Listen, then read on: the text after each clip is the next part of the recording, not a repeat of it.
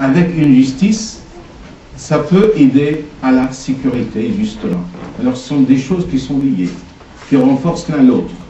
Là aussi, c'est le Coran qui nous donne, justement, ses visions par rapport à la société. Alors, le fait d'être privé, justement, de ces choses-là, sont une épreuve de mal, mais comme le dit le Coran, qui disent, quand un malheur les atteint, Inna lillahi wa inna ilayhi raji'un. Oui, nous sommes à Dieu, oui, et nous retournons vers lui. Nous sommes à Dieu parce que tout ce qu'on a entre les mains, c'est Allah subhanahu wa ta'ala qui détient tout. Et là, on retrouve, comme j'ai dit tout à l'heure, la vision du croyant, hein, la conception de la foi, qui nous dit qu'il ne faut pas oublier hein, que tout l'univers est entre les mains d'Allah subhanahu wa ta'ala. Un autre exemple, c'est toujours dans ces aspects de l'épreuve dans le Coran, l'épreuve par le bien.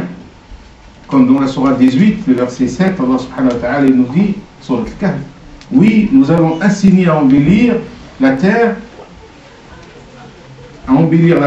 tout ce qu'il s'y trouve, afin d'éprouver qui d'entre eux est le meilleur à l'œuvre. C'est-à-dire l'homme est tiré par les bonnes choses de la vie, parce qu'Allah subhanahu wa ta'ala il a embelli la terre, et l'homme devant ça, il doit toujours, comme j'ai dit, sentir que l'épreuve peut arriver par le bien. L'ibtila' ou l'imtihan, كما يأتي من باب الشر يأتي من باب الخير لأن الله عز وجل قال ونبلوكم بالشر والخير فتنة ونبلوكم بالشر والخير فتنة. Un autre aspect de l'épreuve que le Coran également a évoqué, نوع آخر من الابتلاء القرآن الكريم ذكره وهو ابتلاء الاختلاف بين البشر.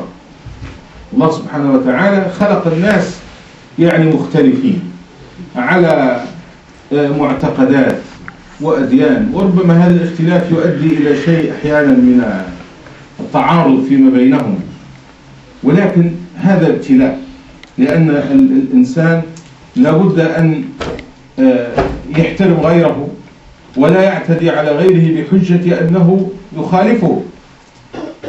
فهذا إذن يعتبر من الابتلاء، لأن الإنسان في نفس الوقت يريد أن يكون الناس على طريق الهدى الذي هو عليه، ولكن لا يستطيع أن يجبرهم. ولذلك النبي صلى الله عليه وسلم كان يتألم عندما يرى قومه على الضلال وهو لا يستطيع أن يحملهم على الحق. ماذا يفعل؟ يدعوهم، ينصحهم، يوجههم، ثم يصبر. ولذلك الله سبحانه وتعالى خفف عنه وقال له فلعلك باخع نفسك على آثارهم إن لم يؤمنوا بهذا الحديث أسفا. يعني لا تقتل نفسك حزن، فالله سبحانه وتعالى هو الذي بيده القلوب، إنك لا تهدي من أحببت ولكن الله يهدي من يشاء. إذن c'est une épreuve. لأن celui qui croit à la vérité, qui voit que les gens sont dans l'égarement, c'est également une épreuve.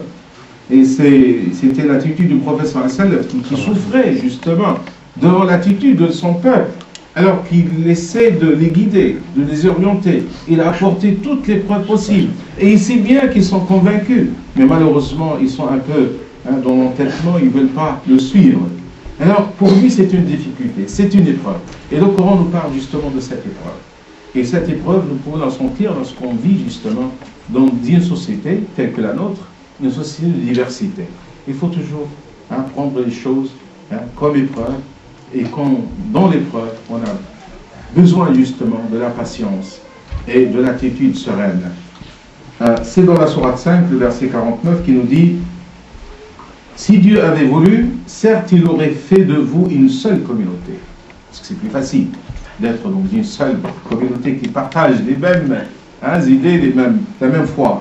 Mais non, afin de vous éprouver, parce que c'est une épreuve là-dessus, en ce qu'il vous donne. Alors concorrencez-vous donc dans les bonnes œuvres vers Dieu et votre retour à tous. Oui, il vous informera de ce en quoi vous divergez. Alors, la diversité entre les hommes, c'est également une épreuve. Allah subhanahu wa ta'ala il dit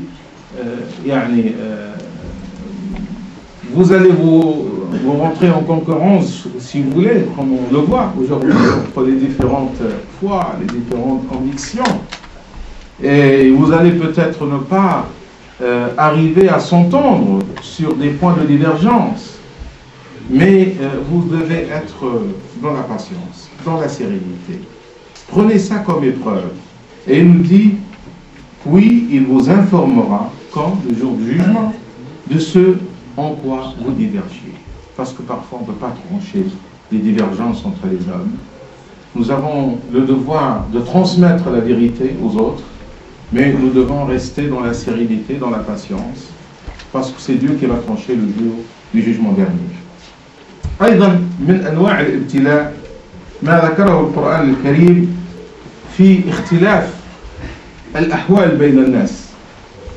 يعني هذا في هذا المجال، هذا غني وهذا فقير، هذا صاحب سلطان وهذا ليس له سلطان، هذا فتح الله عليه في باب المال والتجارة، والآخر يعني عامل يعني له دخل بسيط أو كذا. فهذا في هذا الميدان وهذا في ذاك الميدان، هذا يشتغل في صناعة الذهب والمجوهرات، وهذا يشتغل في البناء، وهذا يشتغل في الحديد، وهذا يشتغل في الأرض. هذا اختلاف جعله الله تعالى بين الناس، وهذا الاختلاف يعني فيه نوع من الابتلاء، لأنه يعني أحيانا الإنسان ينظر إلى غيره فقد لا يرضى بما هو عليه، ويقول لماذا لا أكون مثل الآخر. كل حال الإنسان إذا تمنى خيرا عند غيره لا بأس، هذا من الغبطة يعني. لكن الحسد هو